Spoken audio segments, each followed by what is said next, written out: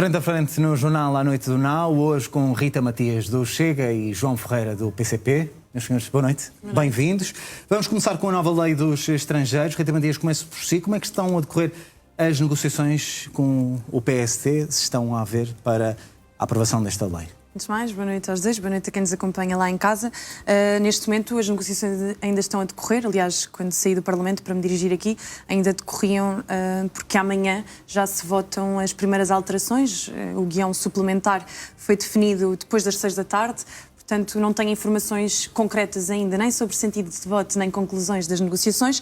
Sei que o Chega estava apostado na estratégia de garantir que esta nova lei salvaguardava um princípio que para nós parece fundamental, que é que nenhum estrangeiro beneficia de qualquer tipo de apoio social antes de ter 5 anos de contribuições, de descontos no nosso país. Parecia-nos que havia abertura para o efeito, mas por agora ainda é cedo, até amanhã ainda muita coisa pode acontecer. O ministro Leitão Amaro admite mudanças até à votação, mas rejeita assuntos para baralhar. Esses são assuntos para baralhar? Por agora considero que não, até porque no sentido que estavam a decorrer as conversações não me parecia que existisse esse tipo de interpretação. Bem sabemos que no que toca a esta lei de estrangeiros, o Governo tem tido um tipo de conversação por vezes distinta da bancada parlamentar. Parece que o Partido Social Democrata está desnorteado na gestão deste tema. Aquilo que nós vimos por parte do grupo parlamentar era uma abertura para acolher algumas medidas do Chega, mas se não acolher, o Chega manterá a sua posição firme e, portanto, o entendimento terá que ser com o Partido Socialista. É um retrocesso esta lei? Não, de todo. Eu até tomava nota agora desta palavra retrocesso, ouvi atentamente o João.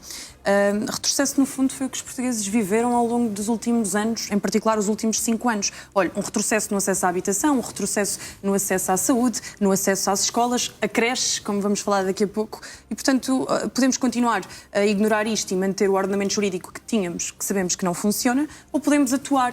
E, neste sentido, o João dizia, parece que fazem uma distinção entre imigrantes ricos, entre imigrantes pobres. Mas se olharmos para os números, manifestamente, isto era uma referência aos vistos gold, há muito mais proporção de imigração que nos procura de países vulneráveis, em situações económicas de fragilidade, do que propriamente pessoas que queiram vir investir no nosso país. Portanto, naturalmente, a lei tem que ser adequada para a realidade e não para as nossas utopias, mesmo que o João até abrace uma utopia, que é o comunismo, que nunca se provou nem comprovou em país nenhum. Portanto, nós podemos continuar na esfera da utopia, ou podemos perceber que temos que ter coisas concretas. Para concluir, podemos descer ao concreto e aos problemas reais que as pessoas enfrentam. A habitação é um deles. Uma das razões que contribui para o elevadíssimo preço da habitação hoje, para preços absolutamente inacessíveis para a maioria da população, foram regimes fiscais de favor, de exceção, para atraírem capital estrangeiro ao setor imobiliário. Ora, sobre isso, o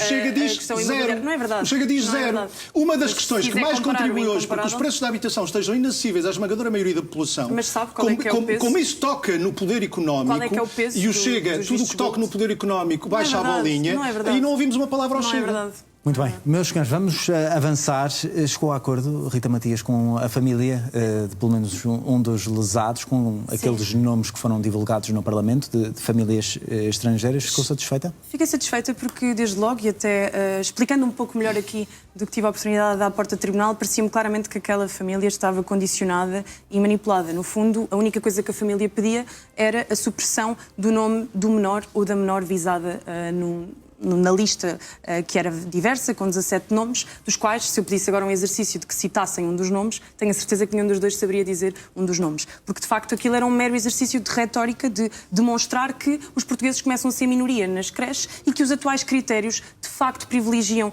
o acesso a imigrantes porque estão pensados para um conjunto de características que prevalecem mais na população imigrante do que na população portuguesa.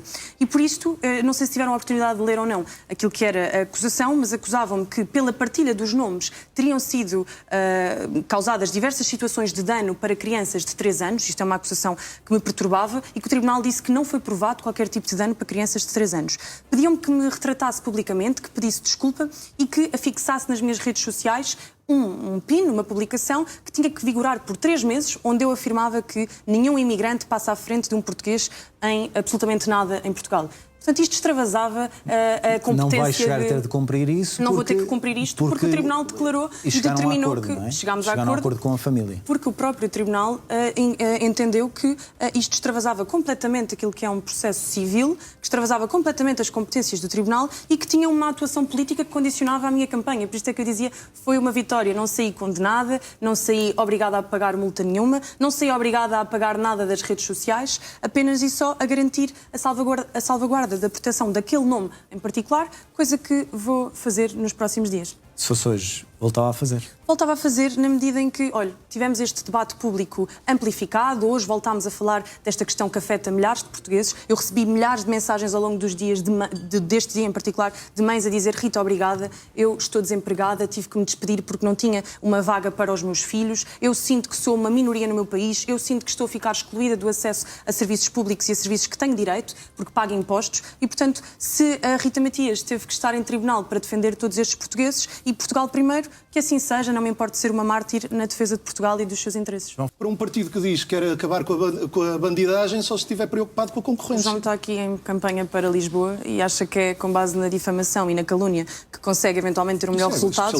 Mas não é. Aquilo que o João faz é nada mais nada menos do que legitimar a violência política. Se sabe que quem está a ser neste momento perseguido, a ter a sua vida posta em causa, a ter as suas condições de segurança colocadas em causa, não são os comunistas, não são as pessoas de esquerda. E esse discurso legitima, despersonaliza as figuras políticas de direita e, portanto, sinceramente, para mim são medalhas tudo o que diz e todas as considerações que faz. Mas, senhores, vamos avançar, até porque há outro caso no Parlamento que está na ordem do dia, relativamente a uma queixa que foi arquivada até pelos serviços da Assembleia da República, referente a um deputado do Chega contra Hugo Soares, que veio hoje dizer que não disse que há uma confusão, não disse porrada, mas sim morada. Houve declarações do líder do Chega antes das declarações do Hugo Soares, entretanto já conseguiram chegar a um entendimento do que é que foi realmente dito? Mantém a vossa posição? Olha, mantemos, e ainda bem que fazemos uma boa ponte. Estávamos a falar de legitimação de violência para com certas partes e parece que atualmente o combate político ao Chega tem que ser feito através de violência verbal, violência física. Aquilo que o Hugo Soares fez no Parlamento foram ameaças à integridade física de um deputado. Quem quiser